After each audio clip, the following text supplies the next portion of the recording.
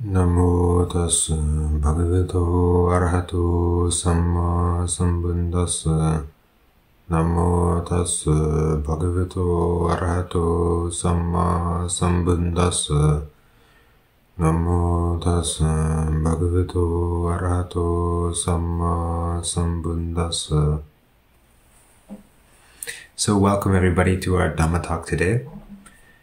This past week was the 8th death anniversary of Venerable Na Uyene Aryadhamma Mahatero, who was my preceptor. And so for those of you who are not familiar with the monastic system, monks undergo their ordination in 2 stages. First, we take novice ordination, in Pali Samanera, and then it's possible to immediately take higher ordination, or upasampada, and we call it bhikkhu ordination. But in our tradition, usually we wait a year or 2 years before giving the higher ordination. And so for my preceptor was Na Uyene Aryadhamma Mahatero for both ordinations. And he was actually born in Sri Lanka. And some of you may have seen his pictures, have seen his biography. It's been translated to English and into Chinese. And he practiced meditation and he studied first in Sri Lanka. He later went to Myanmar and he practiced meditation initially in the Mahasi system. And later he went to Pa'ak Monastery and practiced meditation with Venerable Pa'ak Sayadaw, whose photo you can see in the background of this talk. So Bhante Aryadhamma was sort of a very, we say his parami were very high, and he was open that he had some kind of a bodhisattva aspiration. It means that he wasn't practicing to try to attain nibbana in this life. He was trying to attain Buddhahood, which can take quite a few lives, can take a very long time. And his abilities were very high in both terms of meditation and in terms of study. So Bhante was able to memorize verses when he was a teenager. He ordained, I think, age 17 or 18. And when he ordained, he was able to remember Pali verses very quickly. If he just heard them once or twice, he was able to remember. And in fact, his memory was so good that some of the other monks, because this is in Sri Lanka in the 1950s, some of the other monks thought maybe he had some kind of a secret mantra. He's using some kind of magic to learn all of these verses so quickly. But it's just that he had an extraordinary memory. And his meditation also was quite good. He became a meditation teacher very quickly. And both in the Mahasi system and in the Pa'ak system, and later in the Pa'ak system, he became a meditation teacher. So they've had ceremonies in Myanmar and in Nepal, where Pa'ak Sayadaw is right now, and also in Sri Lanka to sort of remember him. Now, I thought that we would so for this occasion, I thought we'd sort of take the occasion to reflect on gratitude. So gratitude is one of the qualities that the Buddha recommended that we develop. You can see, for example, in the Karaniya Metta Sutta, Santuti ja katanyuta. Santuti is contentment. Katanyuta is gratitude. So it's a quality that the Buddha advised us to develop. And it comes under the categories, sort of, you can say it's part of our sila. It's part of, because when we have a debt of gratitude, we try to repay it. This is our sila, our behavior. And so society sort of depends on this, people to have gratitude towards each other, gratitude towards their parents, gratitude towards their teachers. But it's not necessarily something that comes naturally. Some people, depending on the society and the culture, some people will tend to feel resentment towards their teachers or resentment towards their parents. And so then the Buddha is recommending that we don't do that, that we try to cultivate this quality of gratitude and we try to repay the debt of gratitude to those who've helped us.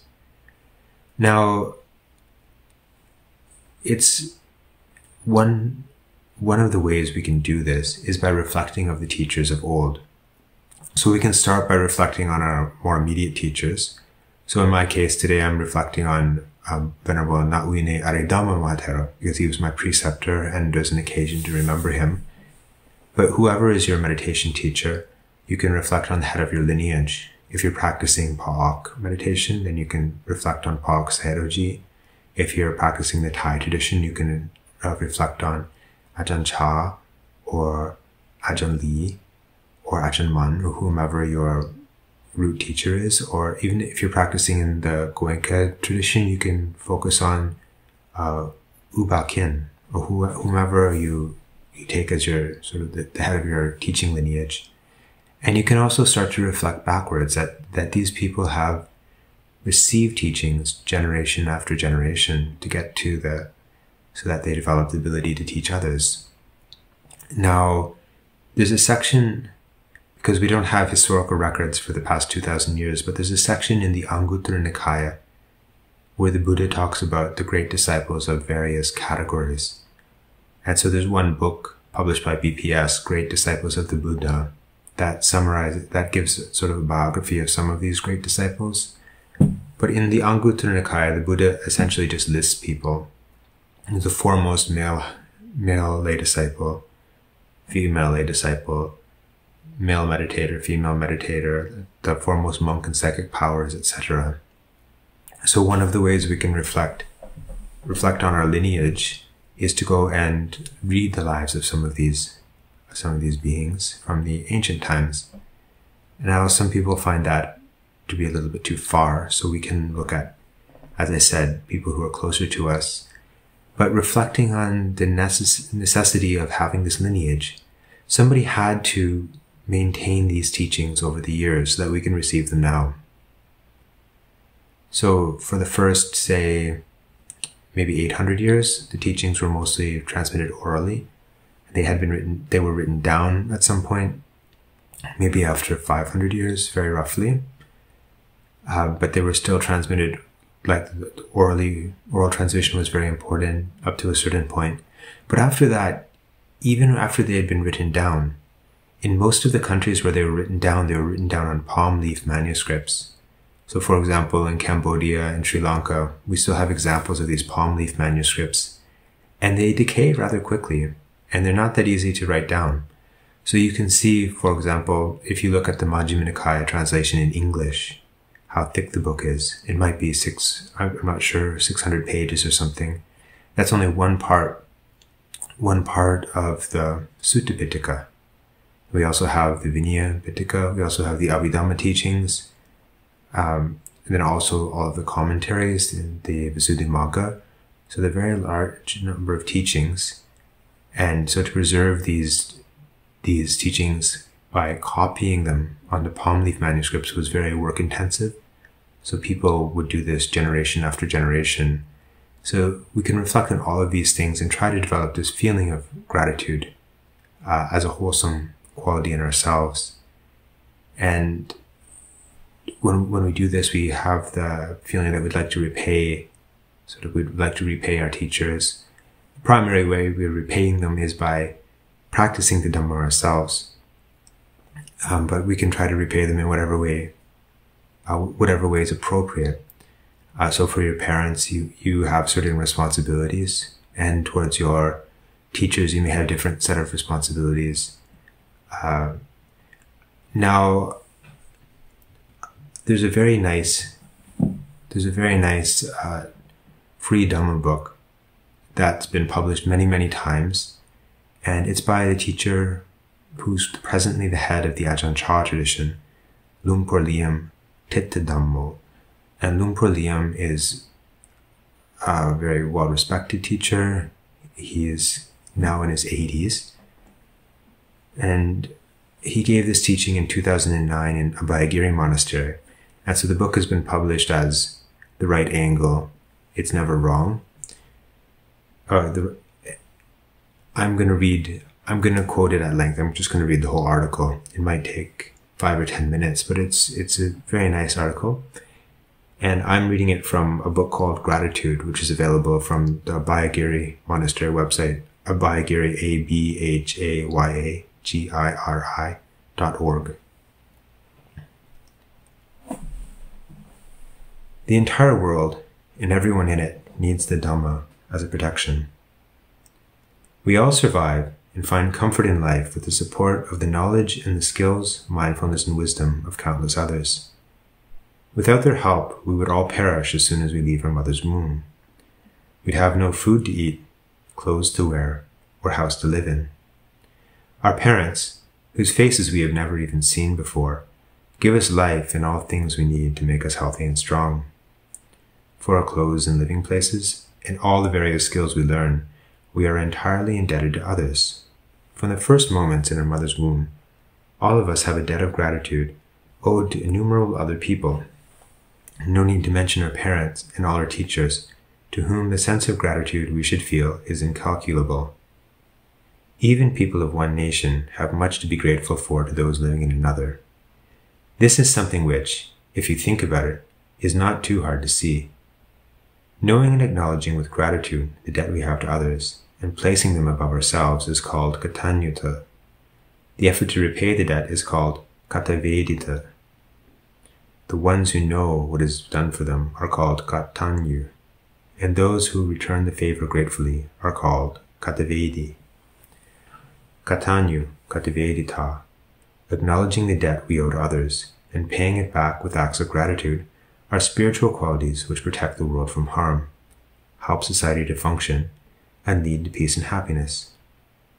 People, however, are less and less able to see that we all have this mutual debt of gratitude which must be repaid, and failing to understand this is the reason for the increase in heated fighting and quarreling. So taking an interest in the quality of katanyu katavedi is something which is of vital importance to us all. All the beautiful customs and traditions of old have in part been grounded in the principles of katanyu katavedi. These qualities were firmly established, nurtured over time, and deeply understood by all societies. Anyone who fails to accept that our lives are inextricably linked with one another, and who does not see our mutual indebtedness, will surely live a life of selfish ingratitude.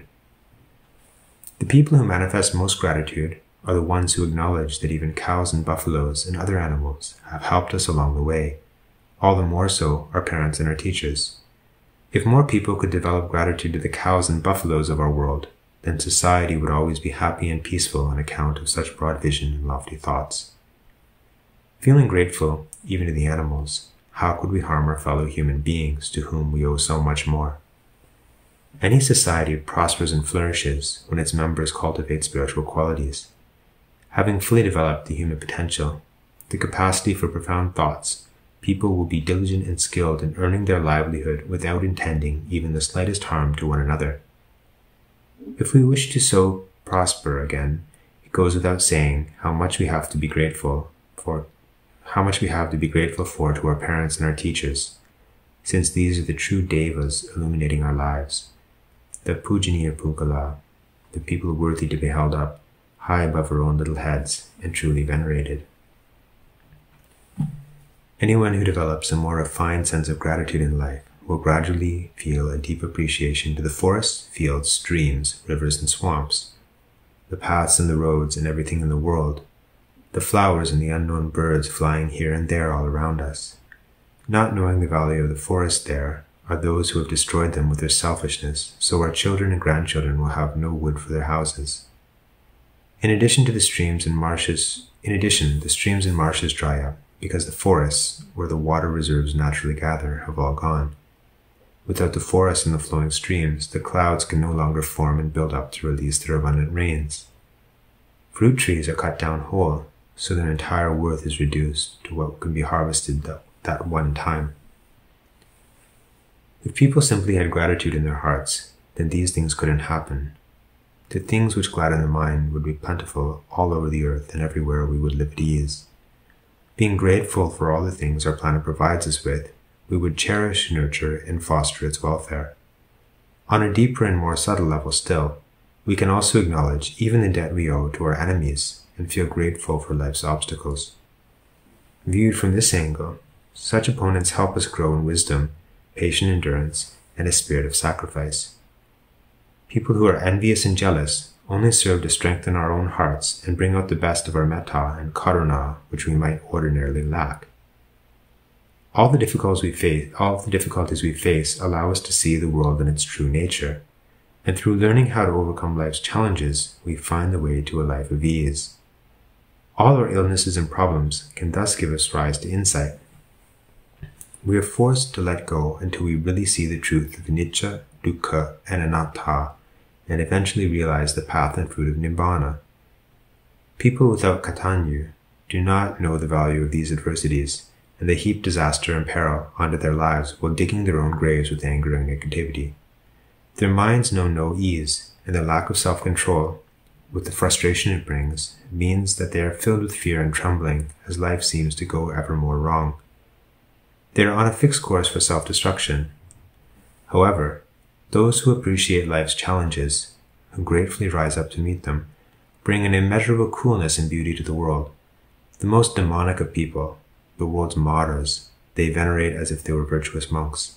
The yakka types, those who are insatiably greedy or angry, they view as truly worthy human beings. They see the generous side of stingy people, and even in others' jealousy, they manage to find a degree of warmth. If all people felt this way, how could our world fail to become a heavenly realm? We should all be grateful to our enemies, for they are the ones who give us life's highest teachings, lessons which are to be found nowhere else. We should therefore give thanks to them and honor such teachers with their own efforts to embody goodness, sharing the blessings of our life with them. There is so much to be grateful to our enemies for. People with katanyu are very aware of this. With no enemies or obstacles in life, the world would be empty or truly capable people. In knowing the value of adversity, nothing in life is perceived as bothersome or difficult. With lofty thoughts such as these, as people develop in this most subtle sense of gratitude, this capacity to appreciate those who oppose us and those things which obstruct us, the heat from the frictions of the world becomes cool. Considering this, how even our enemies have been of so much help to us, then try to imagine the value of our mothers and fathers, and the highest of all objects of veneration, the Buddha, the Dhamma, and the Sangha. Not a single one of us was conceived in a hollow tree stump. We all arose in the little space of our mother's womb, with the help of our father too. Having been born into the wide world, we survived through to maturity, thanks to the daily sacrifices of our parents and all the countless others who played a role in our lives.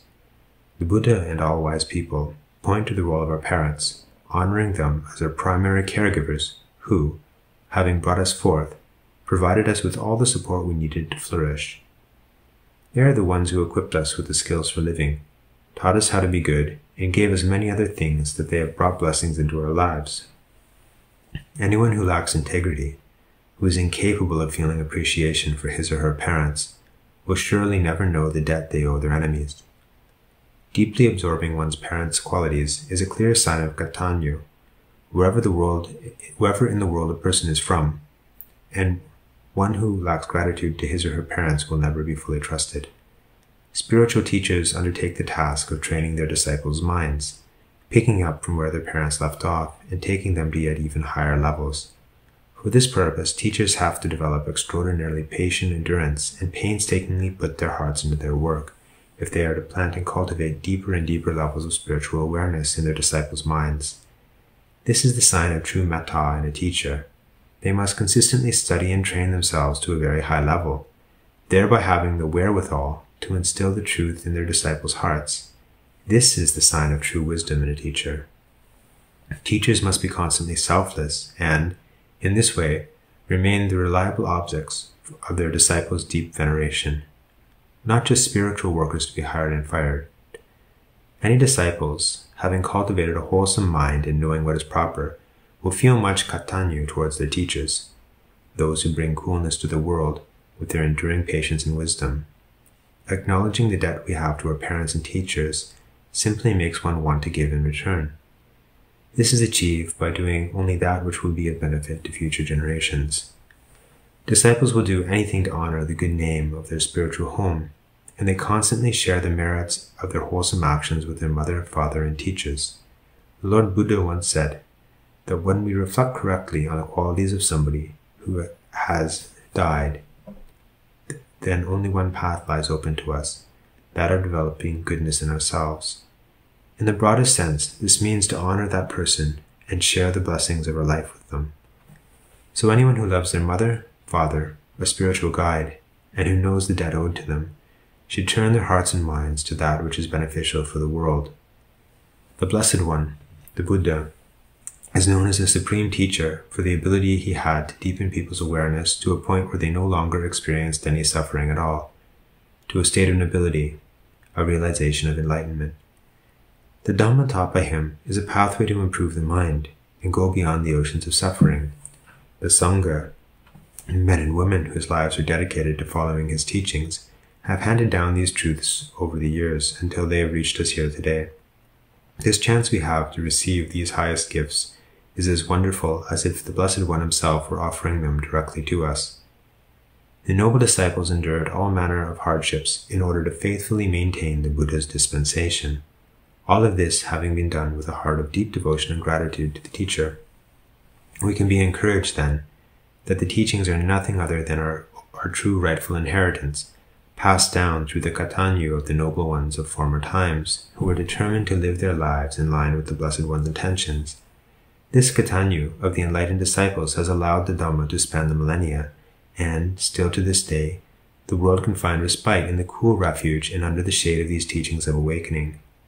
All this is because of the constant hardships endured and the sacrifices made, based on the spirit of Katanyu flowing strong in the hearts of the liberated ones.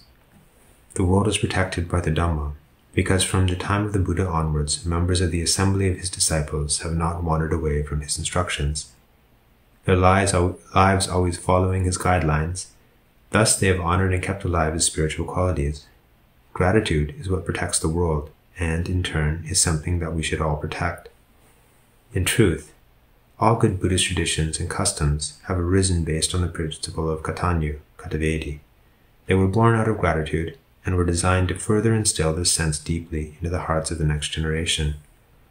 All our various rites and rituals, starting with the cremation of our parents and teachers, should be grounded in a spirit of Katanyu Katavedi. This needs to be firmly established in everyone's mind more than in any other thought, so we carry out these ceremonies with true dedication, with no sense that there might be too much fuss and bother, or that the expenses are in any way wasted, because we see how important it is for our lives to be suffused with a feeling of Katanyu Katavedi, and how in turn this makes the world a cool and pleasant place. The traditions and religions of every nation, of every tongue, all have these principles at heart. In our Buddhist teachings we must take great care that, however we repay our debt of gratitude, our efforts are not wasted, but are genuinely beneficial for society. In this way, the feelings of gratitude which should be felt by all Buddhists bring cool shade to the world and lift up people's hearts. If all of us could realize this highest truth, the fact that each of us human beings has a debt of gratitude to everyone without exception, even again those who perceive each other as mutual enemies, then people would vie with one another to carry out acts of goodness and virtue in order to fully pay off the debts we owe. If the hearts of everyone on earth were truly filled with Katanyu Katavedi, then doubtless our world would be more beautiful and alluring than a heavenly realm, safer and more praiseworthy than a heavenly realm, more desirable than any heavenly realm. If we consider this well, we will be able to maintain restraint towards one another, not acting impulsively or out of anger. When we think of people who have helped us in the past, parents, siblings, aunts and uncles, then we won't act in mean or selfish ways. And even if we do at times, unthinkingly, we will be quick to ask for and to give forgiveness. Thinking of parents and teachers who have passed away brings up thoughts of respect in us, so we care for and behave compassionately towards our fellow human beings. Katanyu, the spirit of gratitude, has the power to change a yaka into a true human being. The spirit of gratitude will benefit the world so much and keep it cool forever. Thus we should cherish this highest of qualities, striving and sacrificing to keep it alive in our hearts as the safest shelter for us all. So, it's quite a lofty aspiration that Lumpur Liam is giving, that we be grateful to our enemies and using this quality of gratitude to purify our minds But we can aspire to it. We can, if we reflect on the benefits of gratitude. We reflect that the Buddha has recommended us to purify our minds and reflect that we have a choice of how we view things in the world. Then we can choose to cultivate this sense of gratitude. Some people have trouble developing the feeling of gratitude. It's quite common for people in the beginning to feel, okay, I understand I should be grateful towards my parents, towards my country, towards my teachers, but I don't feel grateful. I just feel not much at all, or I feel some resentment or something like that. So it's enough to start with an intellectual reflection to understand and admit to yourself that other people have helped you, and that on the principle the Buddha recommended we take ourselves as an example. So if we realize that we've been helped by others and we appreciate that help, at least intellectually, then we will want to be of help to other people as well. And so in that way, at least our actions will be in line with this principle of gratitude. And then by reflection, especially reflecting on people that we genuinely respect, people who we love, then the feeling of gratitude will start to develop more in our hearts. And if it develops to a very strong extent, then maybe like Lumpur Liam, you can feel this sense of gratitude even towards enemies. However, that, like, as I said, that's quite a lofty aspiration. It's not easy for us to feel grateful to our enemies. So we start by feeling grateful towards the people that we respect. And if that's not possible, we start by developing, and we start by reflecting on the benefits of gratitude in an intellectual way, so that later we'll get that feeling. Now, when we develop these qualities such as gratitude or generosity or any of the other qualities that are included in this sila or behavior, we're creating a foundation for our meditation. Now, how is that? Well, for one thing, we're creating good karma that might come to support us when we meditate, but we're creating this sort of baseline happiness in our lives that when we sit down to meditate, it will support us. So if you ever have been on retreat, a lot of people report for the first few days, the first week or two, that they have a lot of thoughts about their daily life. And slowly, those thoughts start to diminish over the first few weeks. And then they start to have more thoughts about things further and further in their past. But it takes quite a long time for their sort of daily experience to fade out from their thoughts. So if you sit down to meditate, maybe you only have half an hour a day or 1 hour a day, and your mind is filled with anxiety, your mind is filled with tension, you're thinking about work, you're thinking about the future, you're thinking about your children, then it will be very difficult for the mind to settle down. But if your daily life is filled with qualities such as gratitude and generosity and thinking about the Dhamma and things like this, thinking about wholesome things, when you sit down to meditate, your mind will become peaceful much more quickly. And so you can see that there are some people, especially in Buddhist countries, that even though they have quite busy lives, and maybe they have to work in the fields all day, but when they sit down to meditate, their mind becomes peaceful very quickly. Some of them can develop powerful concentration, even though they don't have very much time to meditate day by day. So today, again, we're remembering my preceptor, Nauine Mahatero Ariyadhamma.